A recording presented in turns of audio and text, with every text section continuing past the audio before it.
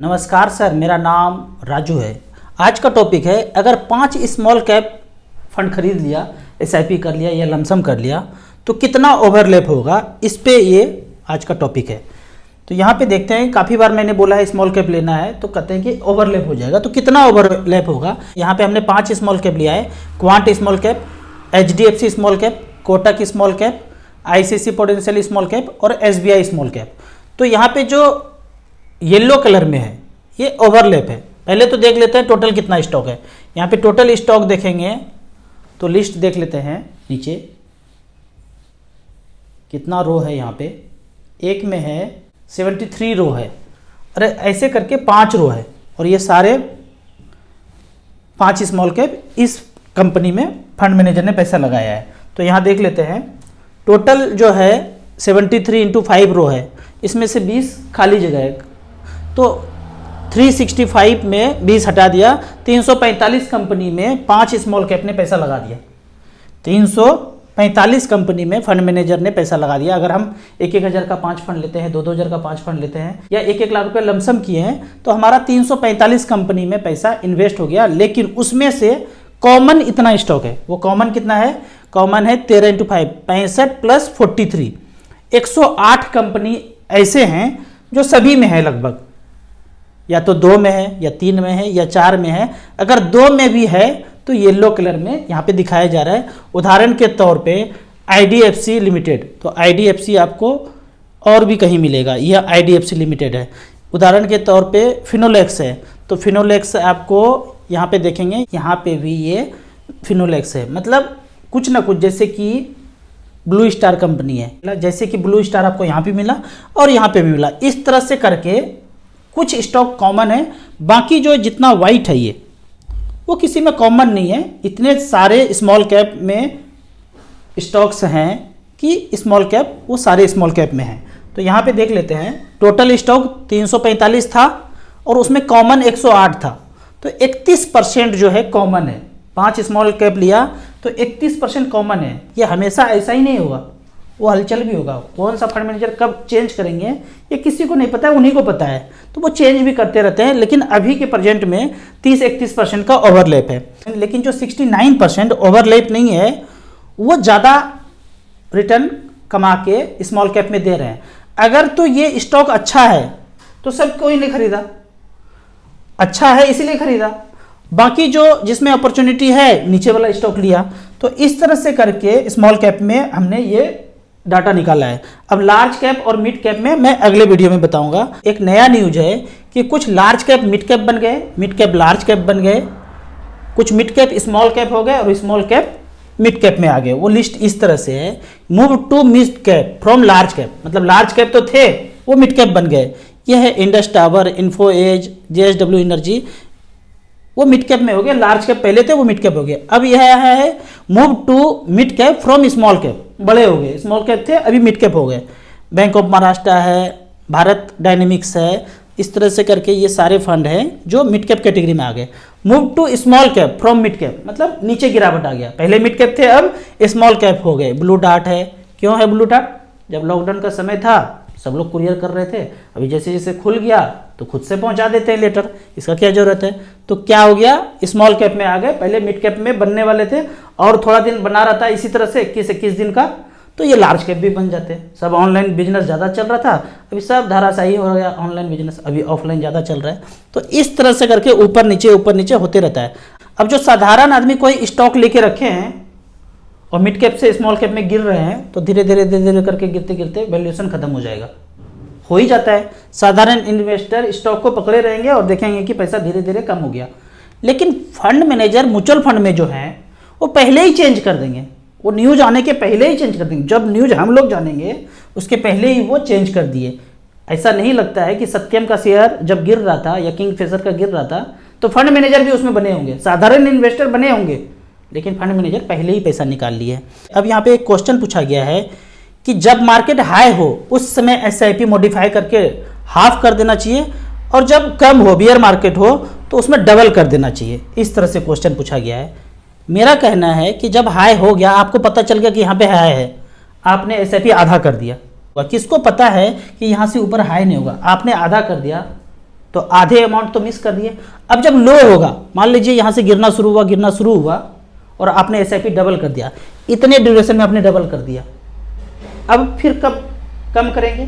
तो इतना ये सब चक्कर करना आसान नहीं है, बिल्कुल आसान नहीं। आसान ये है, अच्छा तरीका ये है, सबसे अच्छा तरीका ये है जो मैंने किया है, 5% से ज़्यादा, 10% से ज़्यादा, 15% से ज़्यादा गिरे तो आप अपना पैसा झोंक दीजिए, बैंक अकाउंट खाली कर दीजिए और 10 से 15 साल वो पैसा जो झोंके हैं, 10 से 15 साल आपकी ज़रूरत का नहीं होना चाहिए।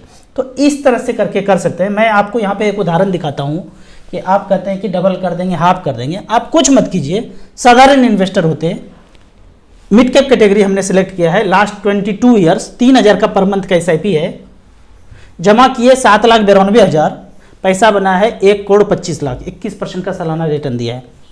फ्रैंकलिन ने 7,92,000 जमा किए, 96,75,000, 19% का रिटर्न जनरेट करके दिया है। आप कुछ भी नहीं किए हैं, बस 3-3 हज़ार रुपये पर मंथ जमा करते गए। कोई अगर गिरावट में और खरीदे होंगे तो थोड़ा और ज़्यादा बढ़ा होगा, लेकिन कि बढ़ जाएगा तो आधा कर दूंगा, घट जाएगा तो डबल कर दूंगा, ये सब पॉसिबल नहीं है। क्वांट मिड कैप 7,92,000 जमा किए, 40,84,000 बनाए, 13% का रिटर्न। और एक है टॉरस डिस्कवरी, 7,92,000 का बनाया, 52,22,000, एवरेज रिटर्न 17% का है, एवरेज। अब यहाँ पे AUM वाइज देखेंगे तो खेल ज़्यादा अच्छा समझ में आएगा। 15,000 करोड़ है, रिटर्न भी अच्छा दिया है। 7-8 हज़ार करोड़ है, रिटर्न भी अच्छा दिया है। 1973 करोड़ है, कम है, 2-3 हज़ार से कम है। 82 करोड़ है, कम है। फंड मैनेजर इधर उधर चेंज होते रहे होंगे, आप चेक कर लेंगे, पता कर लेंगे, जिसका फंड मैनेजर इधर उधर चेंज होते रहे होंगे। यहाँ पे बड़ा एसेट है तो फंड मैनेजर छोड़ के क्यों जाए? जाएगा तो ऊपर ही जाएगा। कोई दूसरे फंड में इतना साइज मिले तो सही, 15,000 करोड़ मिलेगा दूसरे फंड में, तब तो वहाँ जाएंगे। तो इस तरह से करके मत सोचिए, पैसा आपके पास है, SIP स्टार्ट करके उसको चलने दीजिए। अगला क्वेश्चन है, लो NAV बेटर और high NAV better for purchase much fund.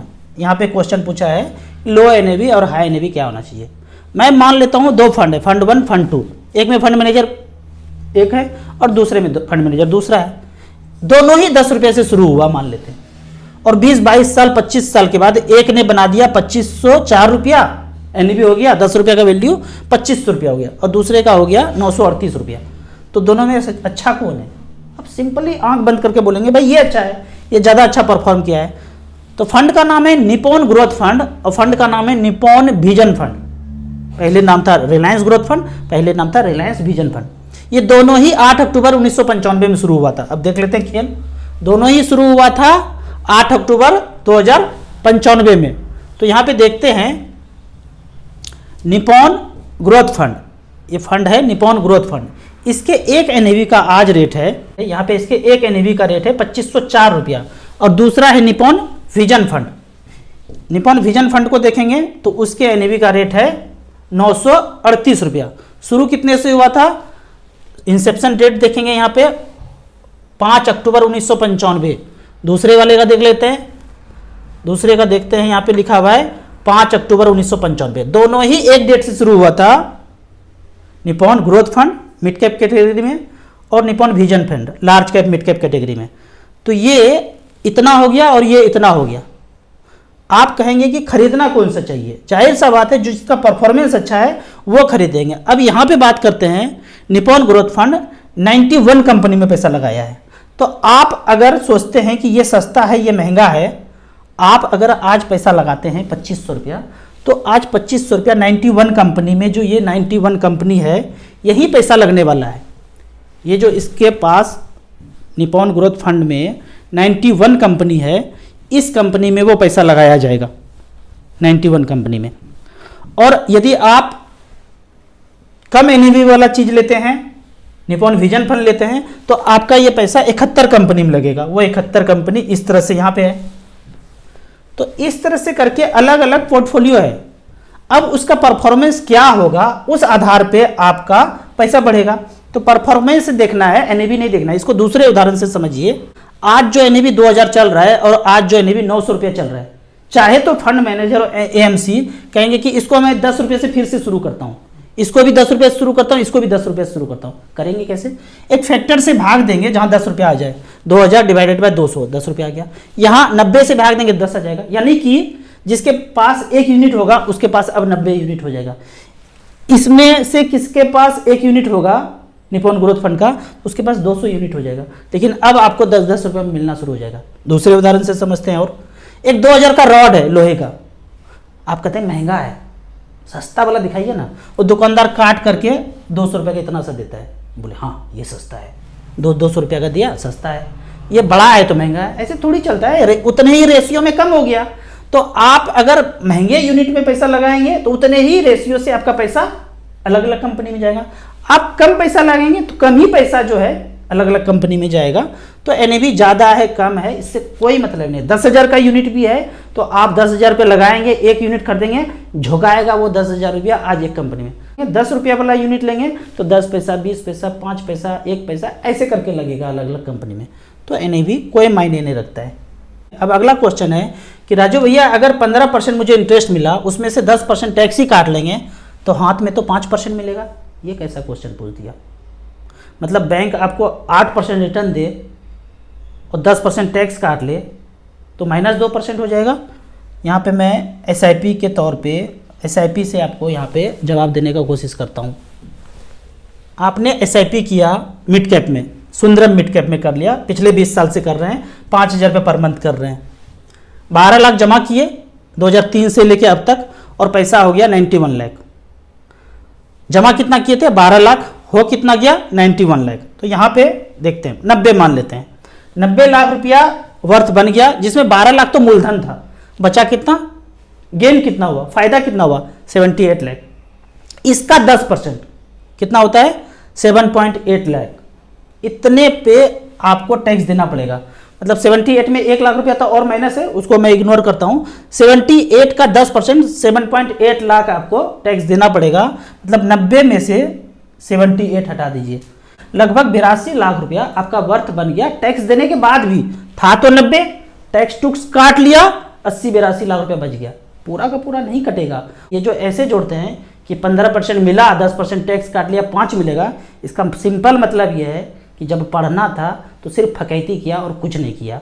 आपको इसी तरह मचमच फंड के बारे में और कुछ जानना है, इन्वेस्टमेंट के बारे में जानना है तो इस नंबर पर मुझे व्हाट्सअप कर सकते हैं। म्यूचुअल फंड में पहली बार घुसना चाहते हैं तो एसेट प्लस का ऐप है, इन्वेस्टर के लिए अलग है, डिस्ट्रीब्यूटर के लिए अलग है। मिनिमम 100 रुपया से शुरू कर सकते हैं, मैक्सिमम का कोई लिमिट नहीं है। लाइफ टाइम ऐप का कोई चार्ज नहीं है, चाहे एडवाइजर अपना इन पैनल करके यहाँ बिजनेस शुरू कर सकते हैं ऑनलाइन, और चाहे इन्वेस्टर अपना वेल्थ क्रिएशन के लिए इस ऐप को यूज करेंगे। लाइफ टाइम में इसका कोई चार्ज नहीं है।